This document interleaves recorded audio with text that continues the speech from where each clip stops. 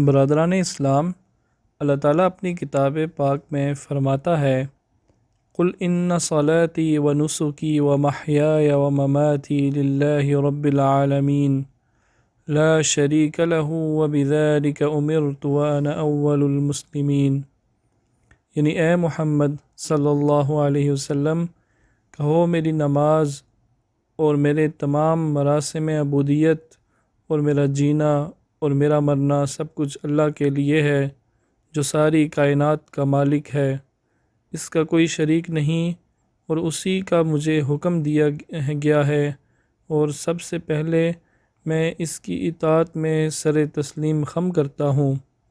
اس آیت کی تشریح نبی صلی اللہ علیہ وسلم کے اس ارشاد سے ہوتی ہے من احب للہ و ابغض للہ و اعطى للہ و منع للہ فقد استکمل الایمان، جس نے کسی سے دوستی اور محبت کی تو اللہ کے لیے، اور دشمنی کی تو خدا کے لیے، اور کسی کو دیا تو خدا کے لیے، اور کسی سے روکا تو خدا کے لیے،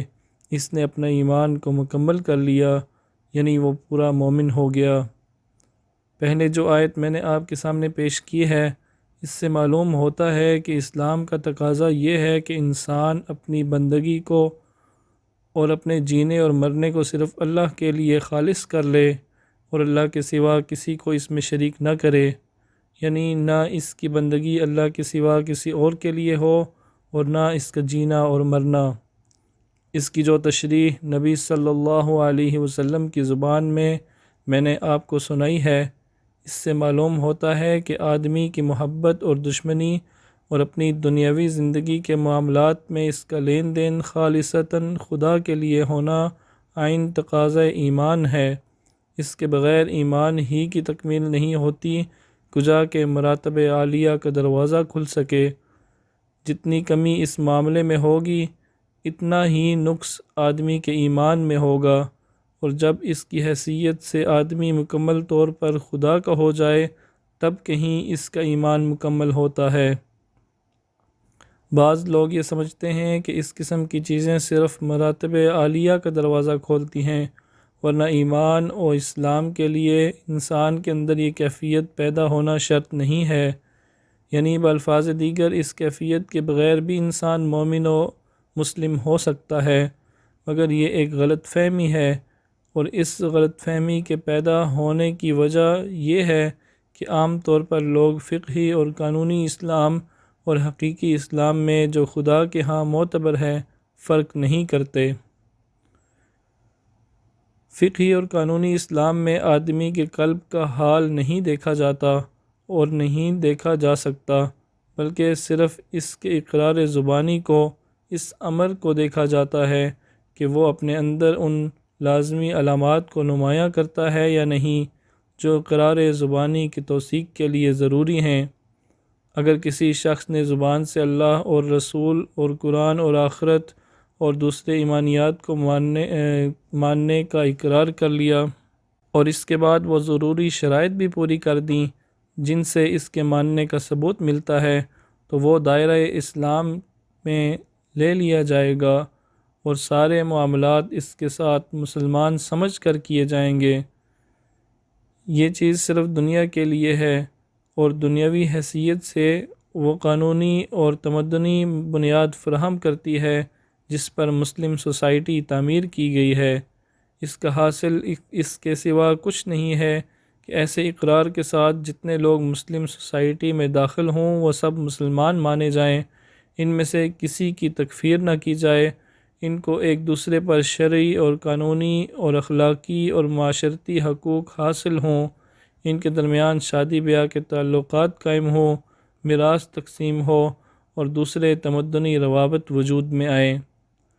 لیکن آخرت میں انسان کی نجات اور اس کا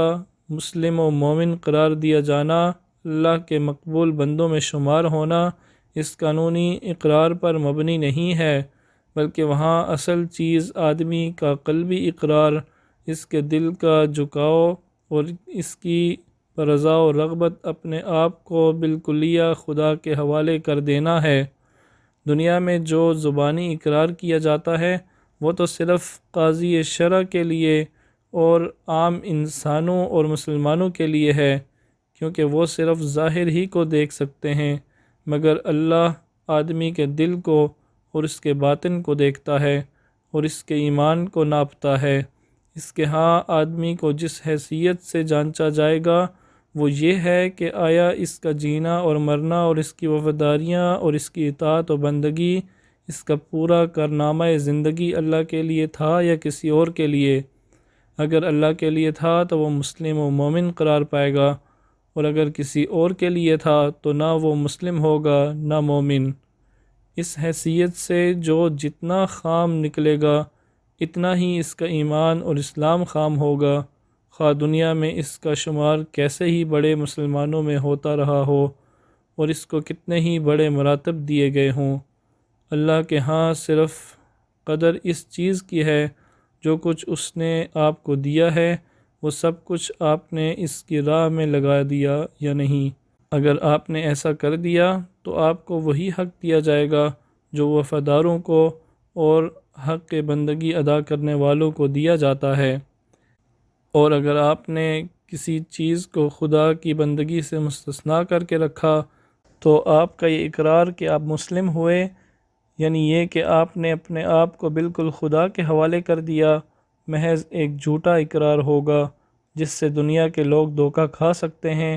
جس سے فریب کھا کر مسلم سوسائٹی آپ کو اپنے اندر جگہ دے سکتی ہے، جس سے دنیا میں آپ کو مسلمان کے سے تمام حقوق مل سکتے ہیں، لیکن اس سے فریب کھا کر خدا اپنے ہاں آپ کو وفاداروں میں جگہ نہیں دے سکتا۔ یہ قانونی اور حقیقی اسلام کا فرق جو میں نے آپ کے سامنے بیان کیا ہے، اگر آپ اس پر غور کریں تو آپ کو معلوم ہوگا کہ اس کے نتائج صرف آخرت ہی میں مختلف نہیں ہوں گے بلکہ دنیا میں بھی ایک بڑی حد تک مختلف ہوں گے۔ دنیا میں جو مسلمان پائے گئے ہیں یا آج پائے جاتے ہیں، ان سب کو دو قسموں میں منقسم کیا جا سکتا ہے۔ ایک قسم کے مسلمان وہ ہیں جو خدا اور رسول کا اقرار کر کے اسلام کو بحیثیت اپنے مذہب کے مان لیں، مگر اپنے اس مذہب کو اپنی کل زندگی کا محض ایک جز اور ایک شعبہ ہی بنا کر رکھیں۔ اس مخصوص جز اور شعبے میں تو اسلام کے ساتھ عقیدت ہو، عبادت گزاریاں ہوں، تسبیح اور مصلی ہو، خدا کا ذکر ہو، کھانے پینے اور بعض معاشرتی معاملات میں پرہیزگاریاں ہوں، وہ سب کچھ ہو جسے مذہبی طرز عمل کہا جاتا ہے، مگر اس شعبے کے سوا ان کی زندگی کے دوسرے تمام پہلو ان کے مسلم ہونے کی حیثیت سے مستثنیٰ ہوں۔ وہ محبت کریں تو اپنے نفس یا اپنے مفاد یا اپنے ملک و قوم یا کسی اور کی خاطر کریں، وہ دشمنی کریں اور کسی سے جنگ کریں تو وہ بھی ایسے ہی کسی دنیاوی یا نفسانی تعلق کے بنا پر کریں۔ ان کے کاروبار، ان کا لین دین، ان کے معاملات اور تعلقات، ان کا اپنے بال بچوں، اپنے خاندان، اپنی سوسائٹی اور اپنے اہل معاملہ کے ساتھ برتاؤ سب کا سب ایک بڑی حد تک دین سے آزاد اور دنیاوی حیثیتوں پر مبنی ہو۔ ایک زمیندار کی حیثیت سے، ایک تاجر کی حیثیت سے، ایک حکمران کی حیثیت سے، ایک سپاہی کی حیثیت سے، ایک پیشہ ور کی حیثیت سے، ان کی اپنی ایک مستقل حیثیت ہو جس کا ان کے مسلمان ہونے کی حیثیت سے کوئی تعلق نہ ہو۔ پھر اس قسم کے لوگ مل کر اجتماعی طور پر جو تمدنی، تعلیمی اور سیاسی ادارے قائم کریں، وہ بھی ان کے مسلمان ہونے کی حیثیت سے خواہ جزئی طور پر متاثر یا منسوب ہوں، لیکن فی الواقع ان کو اسلام سے کوئی علاقہ نہ ہو۔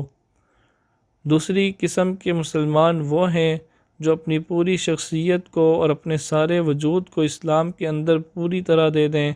ان کی ساری حیثیتیں ان کے مسلمان ہونے کی حیثیت میں گم ہو جائیں،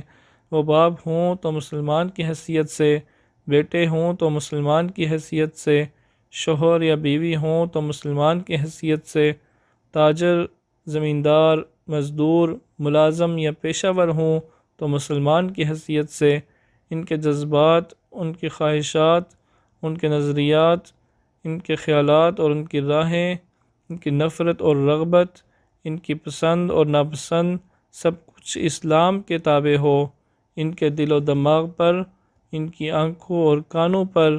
ان کے پیٹ اور ان کی شرمگاہوں پر، اور ان کے ہاتھ پاؤں اور ان کے جسم و جان پر اسلام کا قبضہ ہو، نہ ان کی محبت اسلام سے آزاد ہو، نہ دشمنی، جس سے وہ ملیں تو اسلام کے لیے ملیں، اور جس سے لڑیں تو اسلام کے لیے لڑیں، کسی کو دیں تو اس لیے دیں کہ اسلام کا تقاضا یہی ہے کہ اسے دیا جائے، اور کسی سے روکیں تو اس لیے روکیں کہ اسلام یہی کہتا ہے کہ اس سے روکا جائے، اور ان کا یہ طرز عمل صرف انفرادی حد تک ہی نہ ہو بلکہ ان کی اجتماعی زندگی بھی سراسر اسلام کی بنیاد ہی پر قائم ہو،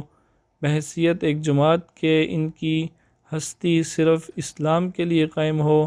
ان کا سارا اجتماعی برتاؤ اسلام کے اصولوں ہی پر مبنی ہو۔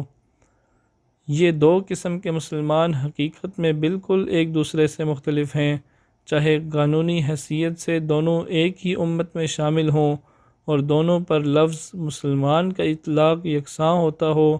پہلی قسم کے مسلمان کا کوئی کارنامہ تاریخ اسلام میں قابل ذکر یا قابل فخر نہیں ہے، انہوں نے فی الحقیقت کوئی ایسا کام نہیں کیا ہے جس نے تاریخ عالم پر کوئی اسلامی نقش چھوڑا ہو، زمین نے ایسے مسلمانوں کا بوجھ کبھی محسوس نہیں کیا، اسلام کو اگر تنزل نصیب ہوا ہے تو ایسے ہی لوگوں کی بدولت ہوا ہے، ایسے ہی مسلمانوں کی کثرت مسلم سوسائٹی میں ہو جانے کا نتیجہ اس شکل میں رونما ہوا کہ دنیا کے نظام زندگی کی باغیں کفر کے قبضے میں چلی گئیں اور مسلمان اس کے ماتحت رہ کر صرف ایک محدود مذہبی زندگی کی آزادی پر قانع ہو گئے۔ خدا کو ایسے مسلمان ہرگز مطلوب نہ تھے، اس نے اپنے انبیاء کو دنیا میں اس لیے نہیں بھیجا تھا، نہ اپنی کتابیں اس لیے نازل کی تھیں کہ صرف اس طرز کے مسلمان دنیا میں بنا ڈالے جائیں۔ دنیا میں ایسے مسلمانوں کے نہ ہونے سے کسی حقیقی قدر و قیمت رکھنے والی چیز کی کمی نہ تھی جسے پورا کرنے کے لیے سلسلہ وحی و نبوت جاری کرنے کی ضرورت پیش آئی۔ در حقیقت جو مسلمان خدا کو مطلوب ہیں، جنہیں تیار کرنے کے لیے انبیاء کی بعثت اور کتابوں کی تنزیل ہوئی ہے، اور جنہوں نے اسلامی نقطۂ نظر سے کبھی کوئی قابل قدر کام کیا ہے یا آج کر سکتے ہیں، وہ صرف دوسری قسم کے مسلمان ہیں۔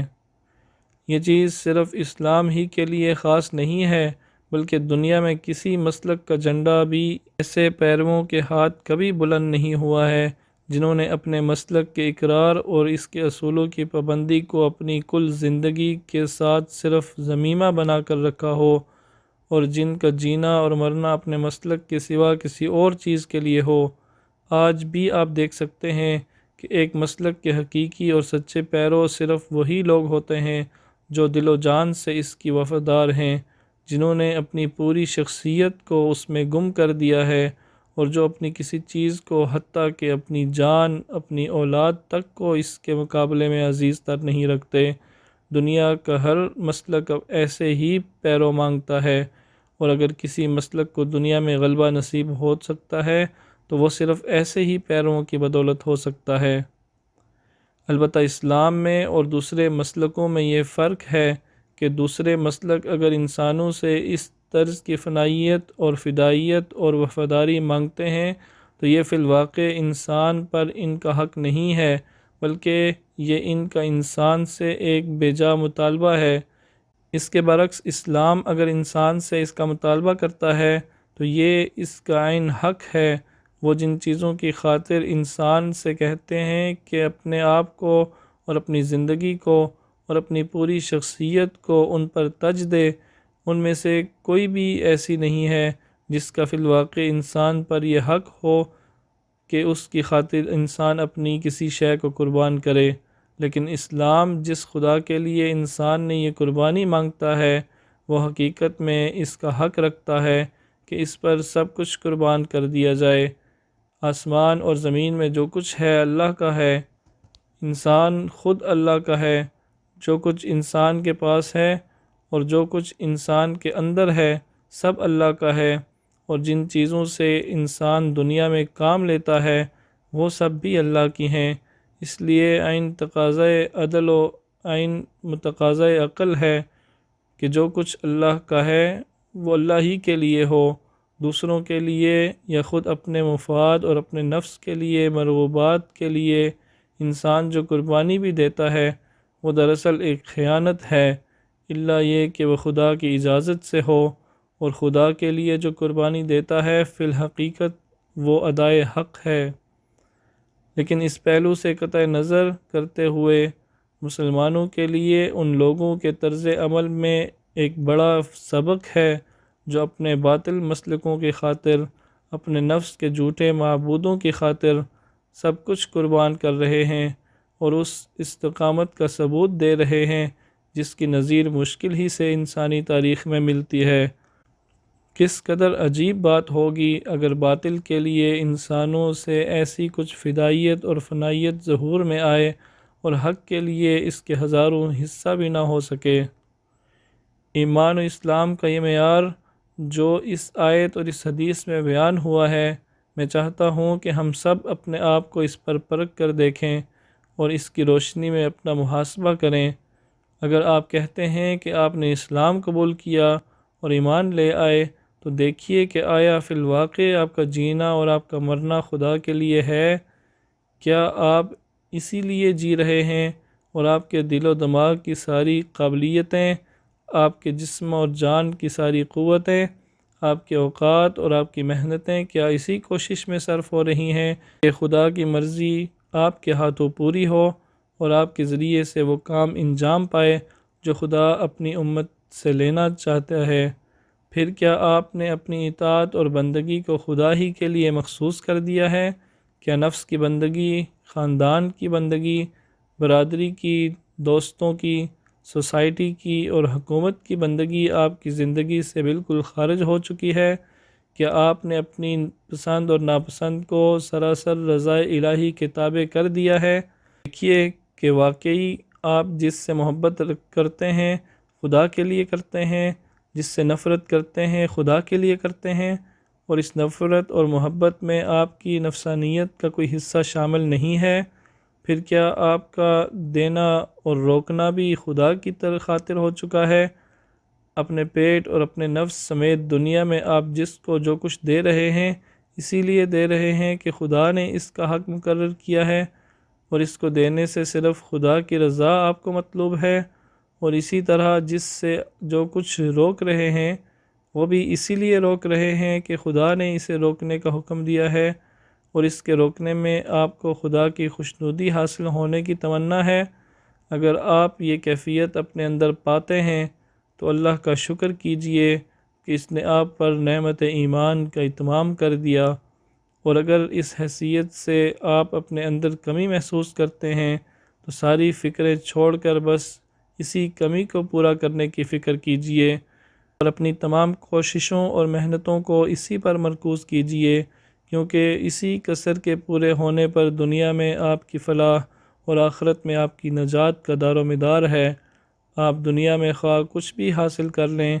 اس کے حصول سے اس نقصان کی تلافی نہیں ہو سکتی جو اس کسر کی بدولت آپ کو پہنچے گا، لیکن اگر یہ کسر آپ نے پوری کر لی تو خواہ آپ کو دنیا میں کچھ حاصل نہ ہو پھر بھی آپ خسارے میں نہ رہیں گے۔ یہ کسوٹی اس غرض کے لیے نہیں ہے کہ اس پر آپ دوسروں کو پرکھیں اور ان کے مومن یا منافق اور مسلم یا کافر ہونے کا فیصلہ کریں، بلکہ یہ کسوٹی اس غرض کے لیے ہے کہ آپ اس پر خود اپنے آپ کو پرکھیں اور آخرت کی عدالت میں جانے سے پہلے اپنا کھوٹ معلوم کر کے یہیں اسے دور کرنے کی فکر فرمائیں۔ آپ کو فکر اس بات کی نہ ہونی چاہیے کہ دنیا میں مفتی اور قاضی آپ کو کیا قرار دیتے ہیں، بلکہ اس کی ہونی چاہیے کہ احکم الحاکمین اور عالم الغیب والشہادات آپ کو کیا قرار دے گا۔ آپ اس پر مطمئن نہ ہوں کہ یہاں آپ کا نام مسلمانوں کے رجسٹر میں لکھا ہے، فکر اس بات کی کیجئے کہ خدا کے دفتر میں آپ کیا لکھے جاتے ہیں۔ ساری دنیا میں بھی آپ کو سند اسلام و ایمان دے دے تو کچھ حاصل نہیں، فیصلہ جس خدا کے ہاتھ میں ہے اس کے ہاں منافق کے بجائے مومن، نافرمان کے بجائے فرما بردار اور بے وفا کے بجائے وفادار قرار پانا اصل کامیابی ہے۔